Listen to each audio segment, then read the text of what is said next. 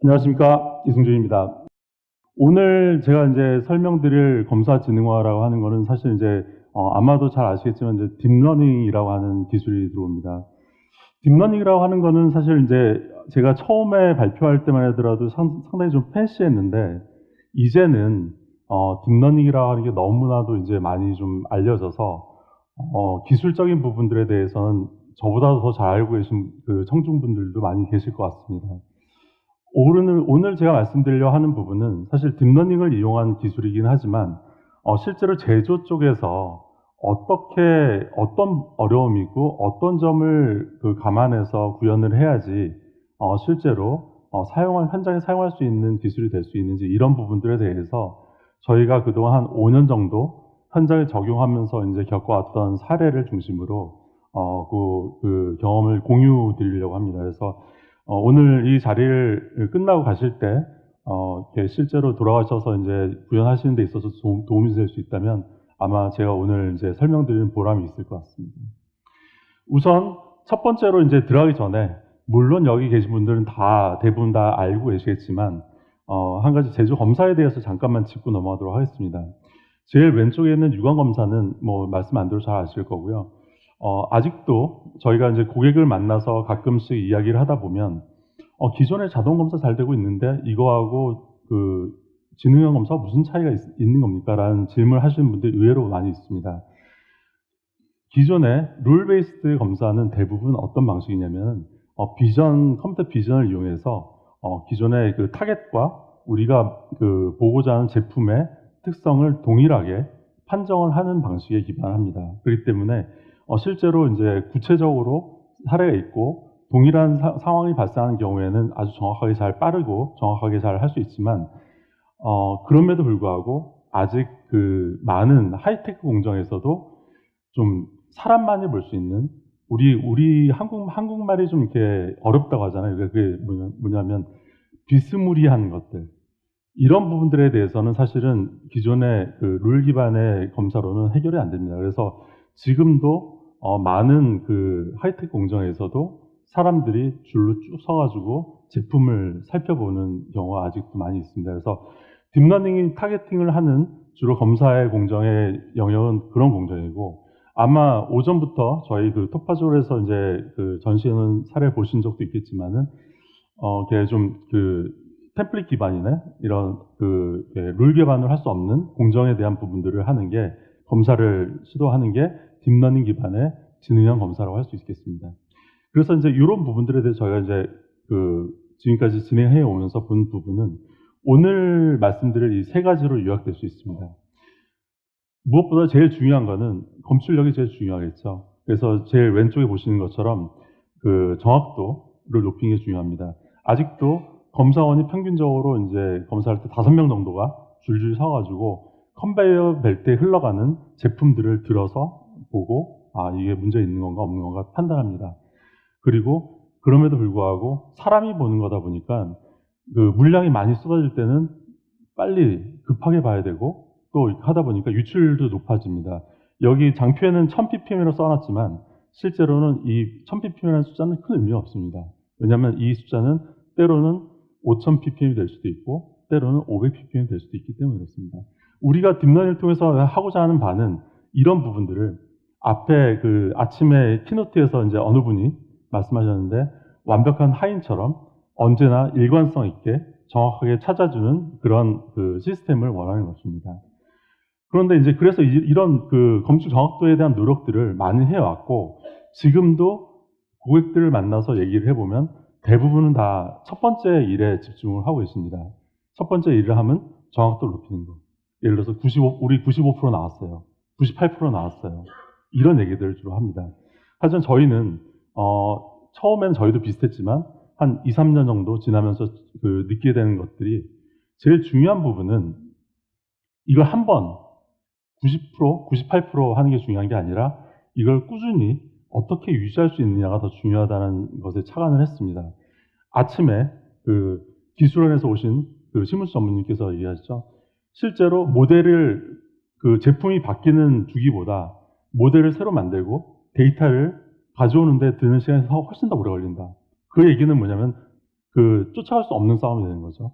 제품은 계속 바뀌고 하는데 그 모델을 다시 만들고 하는 데 있어서 상당히 어려움이 있다면 상당히 이 기술은 쓸 수 있는 기술이 아니게 되는 거죠. 일부 저희 관계사 내에 모 고객을 만나서 얘기했더니 고객이 그러시더라고요.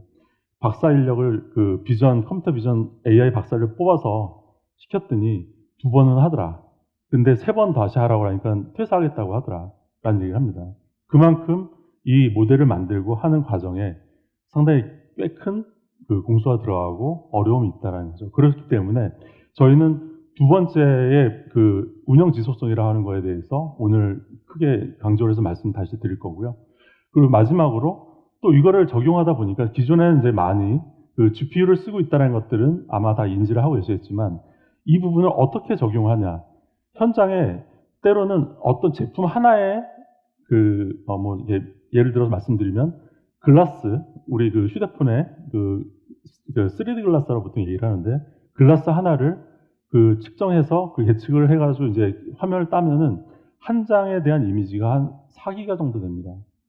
4기가 정도 되는 이미지를 올리고 그거를 또 올리기 위해서 네트워크 깔고 하게 되면 비용이나 이런 것들이 천문학적으로 올라가기 때문에 사실은 디플로이먼트에 대한 전략도 새로 세울 수밖에 없습니다. 그래서 저희는 최근에 엔비디아와 같이 협력을 해가지고 엣지형 또는 그 다음에 그 외에도 HP라든지 뭐 다른 하드웨어 공급 파트너들하고 협력해서 엣지 기반의 운영을 하는 부분들을 좀 더 관심 있게 보고 있습니다. 오늘 말씀드릴 내용은 이 3가지라고 할 수 있겠습니다. 첫 번째로 정확도를 그러면 어떻게 정확도를 올릴 수 있는 사례를 발굴을 했느냐, 이미 쓰고 있느냐에 대해서 먼저 말씀드리도록 하겠습니다.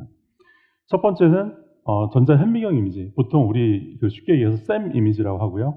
보통 반도체나 아주 미세 공정을 다루는 공정에서 쓰는 이미지입니다. 이 경우에는 중요한 게 이쪽에서 보시는 것처럼 여기 보시는 것처럼 디펙이나 이런 부분들이 발생했을 때 디펙이 어떤 디펙인지 이런 부분들을 구분하는 게 상당히 중요합니다. 그래서 디펙이 발생했다고 하는 거는 보통 검사기에서 뽑아주지만 이 디펙이 어떤 유형의 디펙인지를 분류하는 것이 그 다음에 품질 분석을 하는 데서 매우 중요한 역할을 수행하게 됩니다. 그렇기 때문에 기존에 사람이 이 부분에 대해서 분석을 해왔지만 실제로 보면은 잘해야 70% 정도 분류 기준에 따라서 나오는 정확도가. 그런데 저희가 이제 딥러닝을 통해서 했을 때 이게 한 81%에서 2% 정도 처음에 나왔습니다. 그래서 이걸 좀 더 개선했더니 한 1년 정도 개선을 했더니 그 다음부터는 한 90% 정도로 이제 수렴을 했습니다.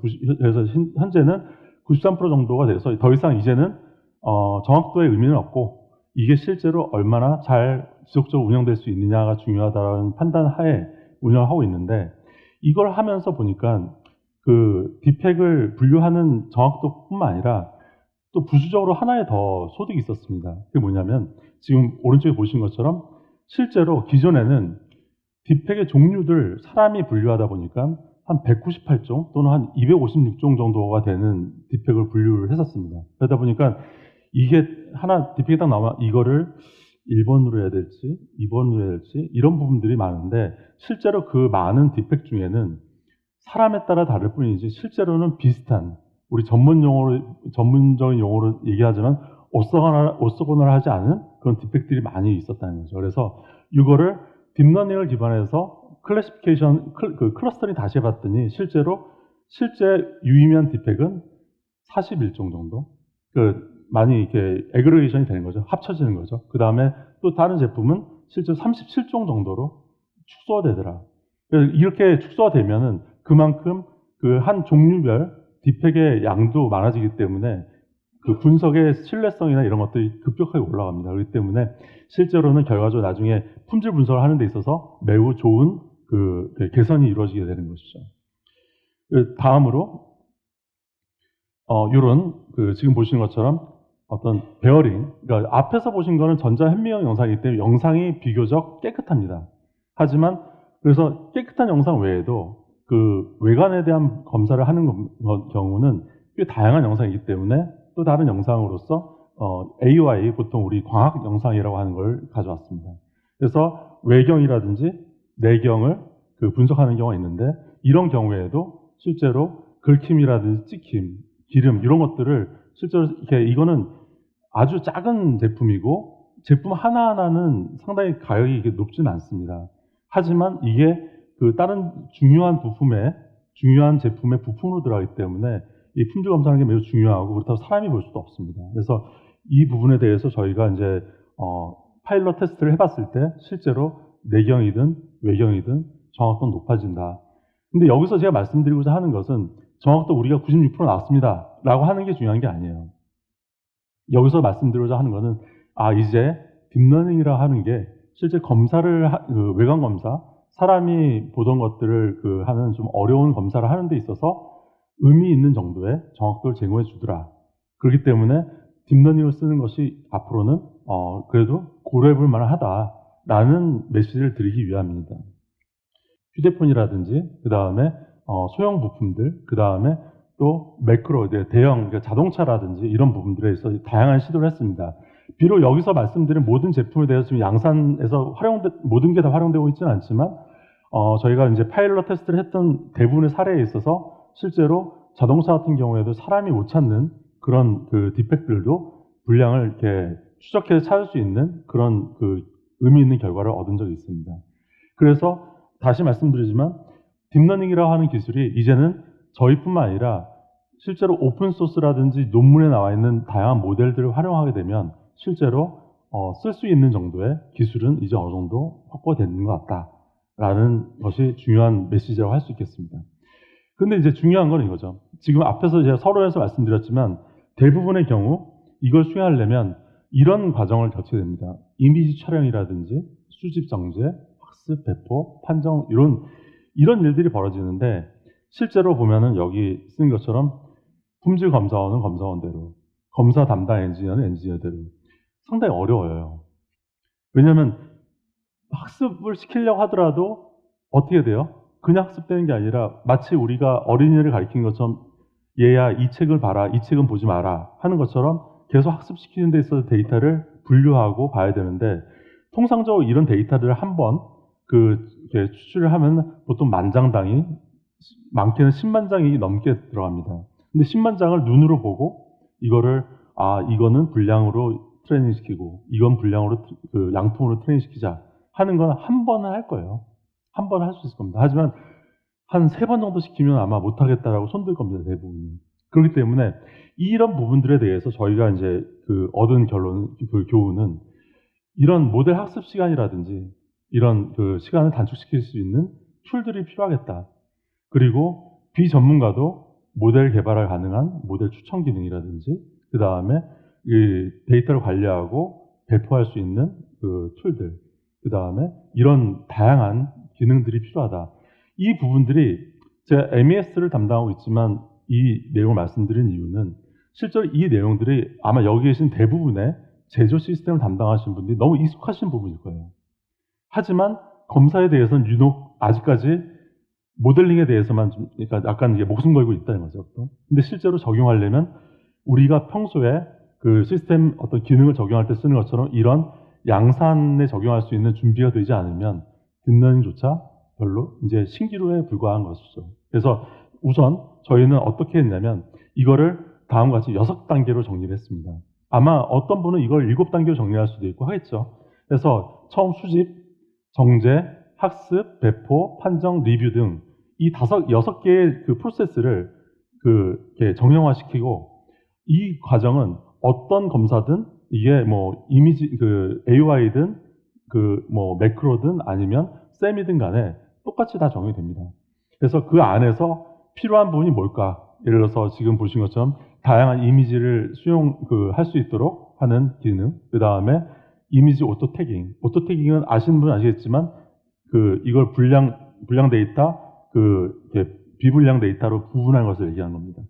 그 다음에 모델을 만들 때 기본적으로 하이퍼 파라미터 추천이라고 해서 기존에 있는 여러 라이브러리 모델들을 활용해서 잘 쓸 수 있도록 최적의 모델을 만들 수 있도록 해주는 부분. 이런 유의 일들이 있습니다. 그래서 이 부분들을 정형화시키는 게 필요하다고 생각했고 이걸 기반으로 적용하는 게 중요하다는 결론을 내리게 되었습니다.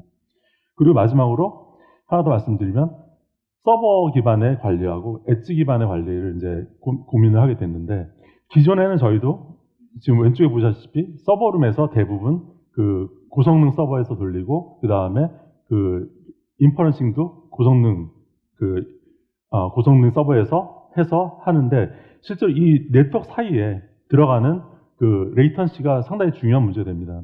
이미지를 올리는 것도 오래 걸리고 내려오는 것도 올리는데, 일부 저희 관계사의 그 제품 중에 일부 데이터는 7ms 안에 결과가 나야 됩니다. 그래서 그만큼 TAT가 되게 짧다는 얘기죠. 그래서 그 부분들을 해결하기 위해서 저희는 대안으로서 지금 그 오른쪽 보시는 것처럼 고속 이미지 전송을 이 안에서 할 수 있도록, 그래서 엣지형 판정기를 도입해서 쓰는 것을 지금 현재 도입을 하고 있습니다. 그래서 아래 보시는 것처럼 두 개는 다 이렇게 어떤 게 좋고 나쁜 게 아닙니다. 실제로 얘는 다 장단점을 갖고 있지만, 이런 식으로 여기 계신 그 관련 업무를 하시는 분들도 이 부분에 대해서는 그 프로스 앤 콘스를 구분을 해서 검토하실 필요가 있다고 저희는 판단됩니다. 그래서 이 부분을, 이런 교훈을 기반으로 저희는 앞에서 말씀드렸던 검사 운영 프로세스에 대한 걸 플랫폼화 시켰습니다.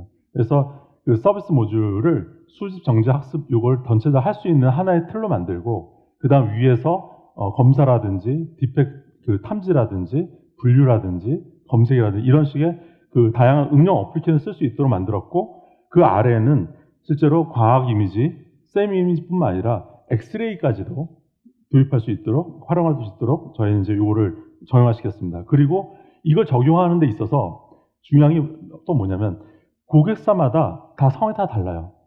어느 고객사는 이미 잘 검사 운영 프로세스 잘 펴있기 때문에 저희가 제공하는 모든 기능이 다 필요하지 않습니다.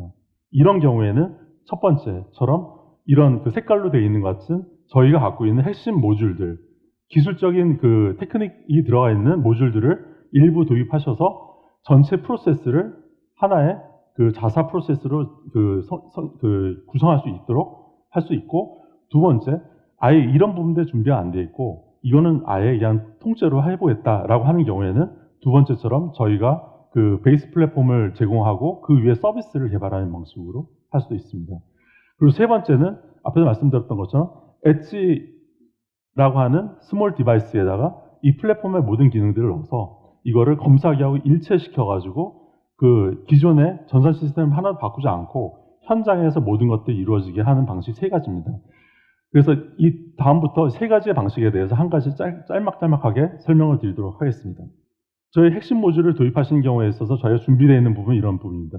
실제로 모델을 어떻게 강화하는 부분. 지금 보시는 것처럼 여기 레즈네이션이라든지 이런 그 다양한 네트워크들은 이미 잘 알려져 있고 누구나 쓸 수 있는 모델입니다. 이 모델들을 그 활용하는 데 있어서 추천하고 최적 학습 파라미터를 찾아서 튜닝을 해가지고 빠른 시간 내에 그 비전문가도 찾을 수 있는 부분들을 할 수 있도록 저희가 준비가 되어 있고, 그 다음에 앞에서 잠깐 설명드렸던 것처럼 오토 태깅이라든지 이런 그 구성과 실제로 딥러닝 네트워크를 어떻게 구성할 수 있는지 이런 부분들에 대해서 설정을 제시하고, 그 다음에 이 데이터를 볼 때는 이 모델이 제일 최적인 것 같습니다라고 하는 프로포절까지 해주는 그런 기능들을 갖고 있습니다.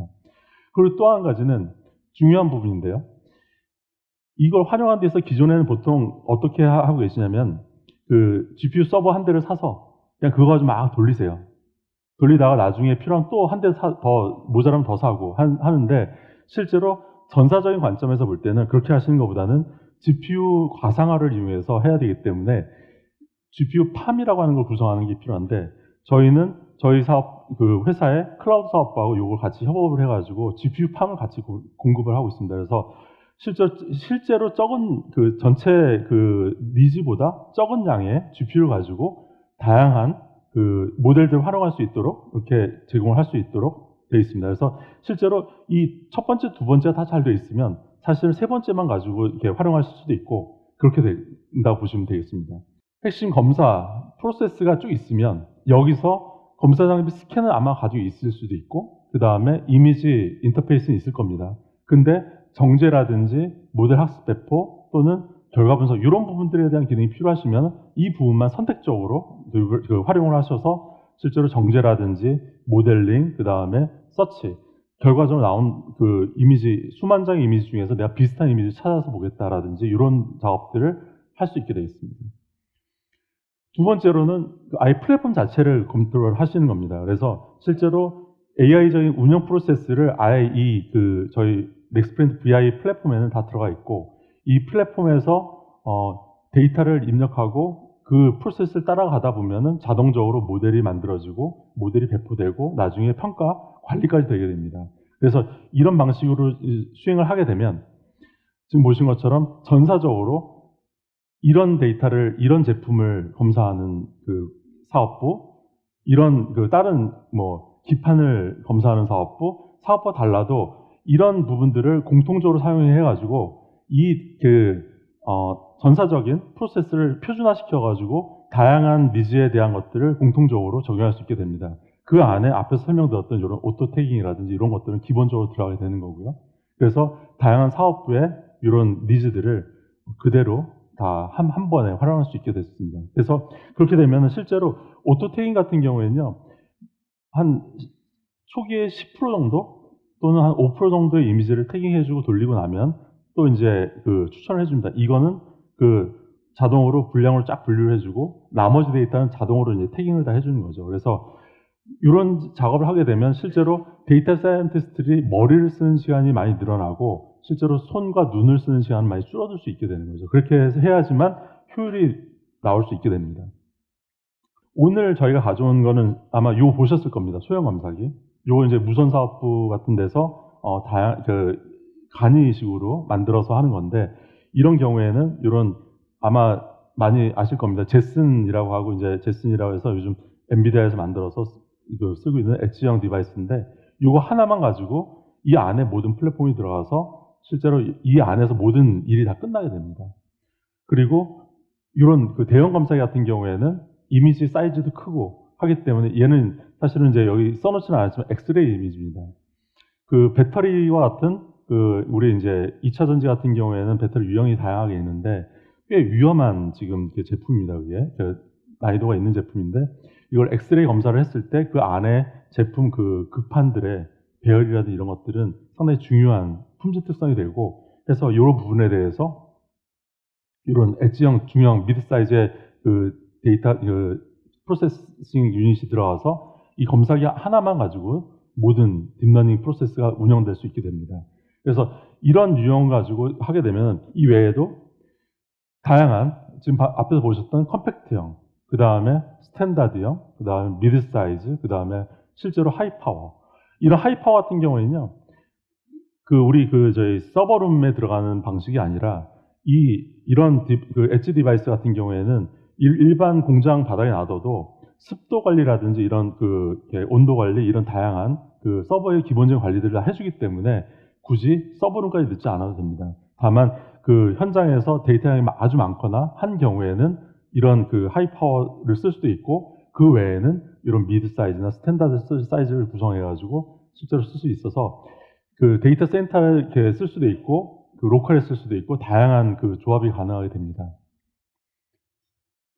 그래서 지금 이제 앞 잠깐 설명드렸던 것처럼 이런 2차 전지 같은 경우에는 보면은 기존에는 이걸 데이터를 다운받아서 또 이제 센터로 보내서 그걸 사람들이 이렇게 분석하고 그다음에 또 보내고 그걸 또 이제 데이터를 검증을 하고 그다음에 인퍼런싱을 하고 하는 작업을 했었는데, 지금 같은 경우에 이런 엣지 디바이스 하나를 넣어서 실제 양품과 분량 사이에 차이점을 자동으로 딥러닝을 통해서 분석할 수 있게 돼서 실제로 네트워크 사용량이나 이런 부분들도 10%라고 했지만 실제로 10% 훨씬 더 넘게 되고, 그 다음에 판정 소요 시간도 5ms 언더로 구현할 수 있게 되는 겁니다.